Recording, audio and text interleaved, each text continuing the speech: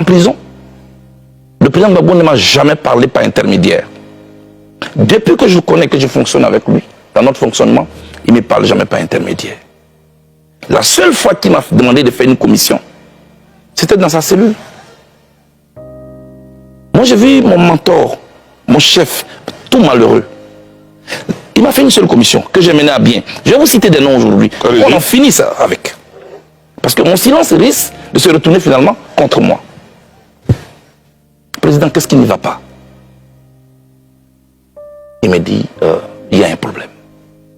Président, il y a quel problème? Ça, c'est la commission qui m'a faite. Il me dit, la maison qui sert de siège au Front populaire ivoirien appartient à Nadi Bamba. Je dis, mais comment? Il dit, petit, il faut laisser ça. Donc elle est en colère. Est-ce que tu peux m'aider?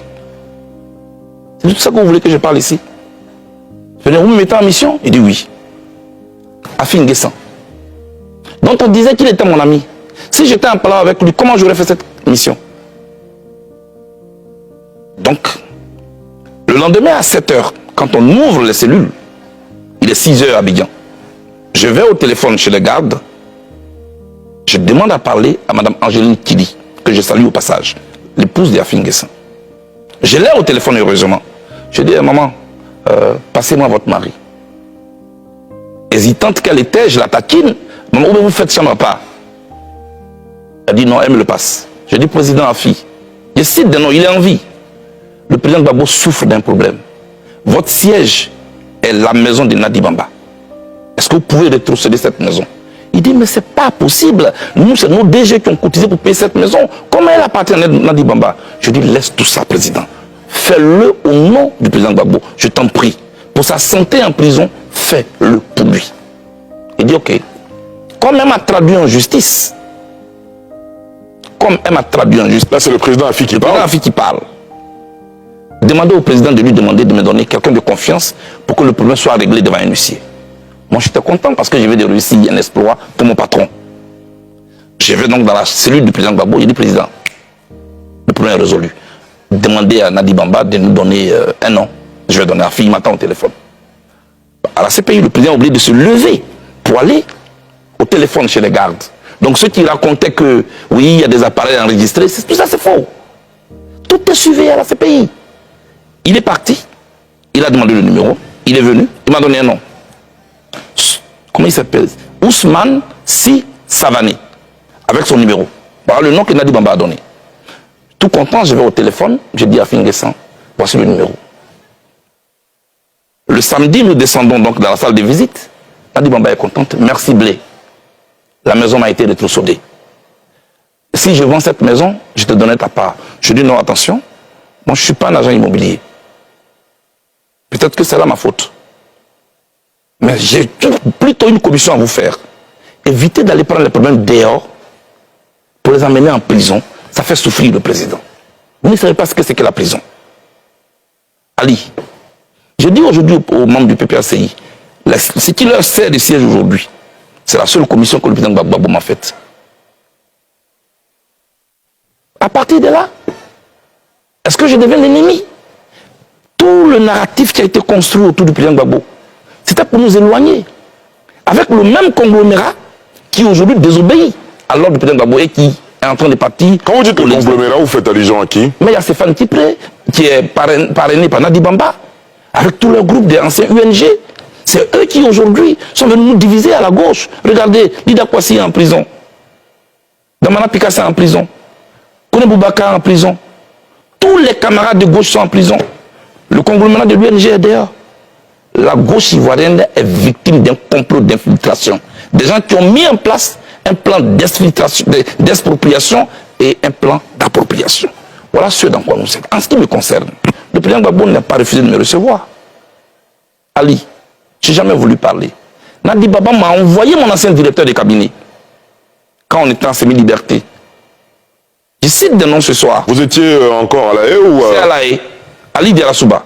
Il m'a envoyé Diaby Youssouf, qui vient me trouver à 3 h du matin dans mon hôtel à la haie. Il dit qu'il a été envoyé par Nadi Bamba. qui lui dit de me faire une commission que voici. Et les Ivoiriens doivent ce soir.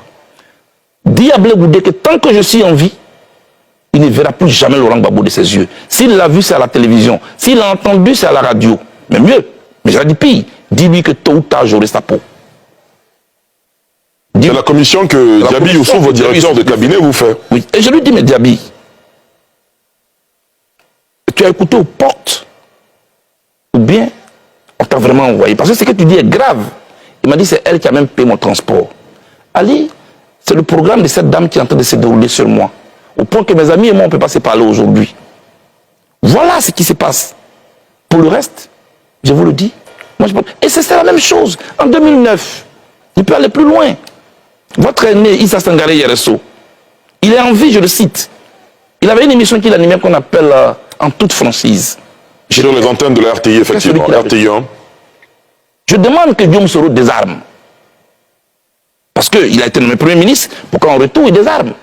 Vous savez ce qui s'est passé? 3 jours après cette interview, je suis convoqué par Nadi Bamba, chez elle à la maison. J'y arrive, je trouve Guillaume Soro. Je trouve Konaté Sidiki. Je cite des noms. Je trouve Meïté Sendou. Je suis sur un banc d'accusés. Quelques minutes après, le chef de l'État de Côte d'Ivoire arrive. Me voici entre le Premier ministre et le chef de l'État. La dame prend la parole. Blé présente tes excuses à Guillaume Soro. J'ai dit pourquoi? Pourquoi tu lui as demandé de désarmer? Les armes qu'il porte de jour, ça tonne. Ce ne sera pas contre Gbagbo. Tu ne sais pas. Tu ne sais pas de quoi tu parles. Qui suis-je? Devant le chef de l'État de Côte d'Ivoire. Devant le Premier ministre, je me mets à genoux, je demande pardon au Premier ministre. Et je n'ai pas dormi toute la nuit. Les armes ont tourné en 2011, non? C'était contre qui? C'était contre les Ivoiriens. Le président Gbagbo a arrêté. C'est tout cela. C'est de ça que moi, je ne veux pas parler. Tout ce que je dis, si elle n'est pas d'accord, elle peut me traduire en justice. Je suis prêt pour ce procès de vérité. Parce qu'on ne peut pas gâcher tout un combat comme ça. Toute ma vie, je n'ai fait que faire la prison. J'aime le président Gbagbo. Je n'ai rien contre le président. Est-ce que vous avez essayé d'utiliser d'autres voies et moyens pour rencontrer le président Gbagbo? Je suis allé rencontrer le pasteur Dion. Il est en vie.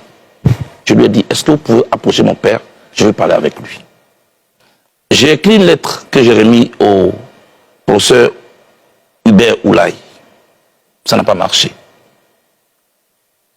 Je me suis rapproché de tous les chefs départementaux coutumiers de Gagnoua, avec à la tête Boga, Sivori.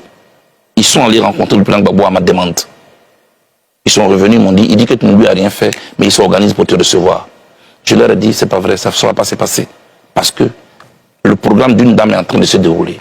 J'ai fait tout ce que je pouvais faire pour rencontrer le président Gbagbo. Donc les jeunes gens qui sont instrumentalisés sur les réseaux sociaux, non, mais il n'a jamais demandé, ils ne savent pas de quoi ils parlent. Moi, je ne suis pas leur ennemi.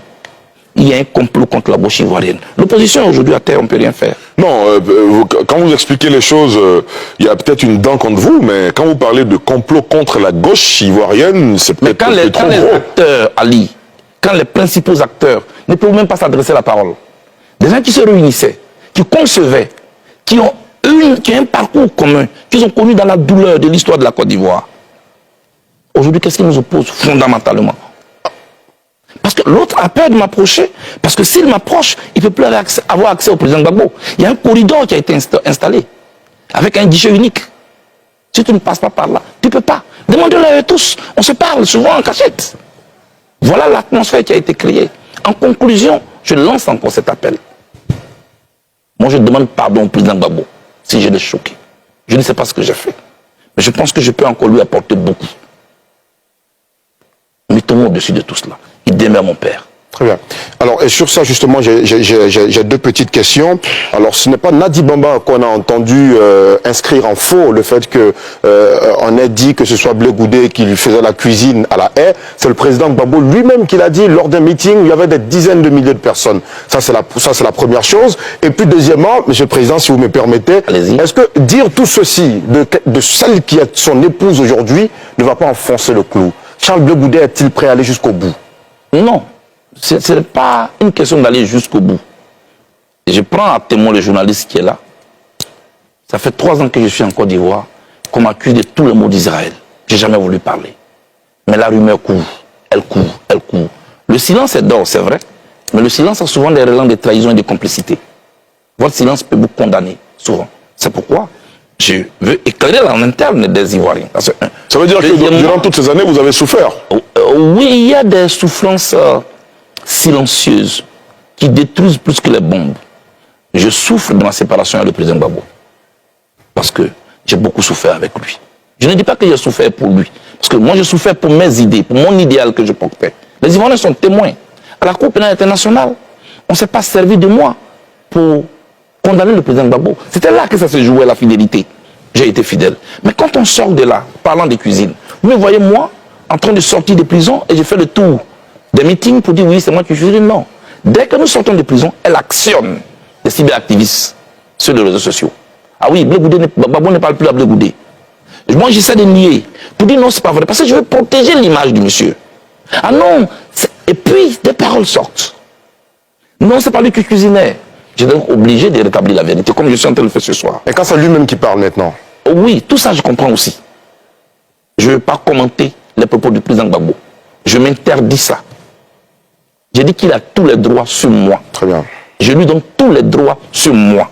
Mais les chauffeurs de café à côté, je ne veux pas. Vous savez quand on a renvoyé ta maman à la maison, pour ceux qui ont grandi dans les cours, la nouvelle épouse qui arrive, son enfant est qui vient là, il vole même la viande dans la sauce. Ils savent que c'est lui, hein. Mais toi dont la mère est partie, c'est toi qu'on va accuser comme le petit voleur. Et puis on souffre, et tu peux rien dire, et papa peut rien dire. On a vécu ça, moi j'ai vécu tout ça. Donc je comprends, mais acceptez que je ne commande pas les propos du président Gbagbo. Mais ce conglomérat-là est en train de détruire notre combat.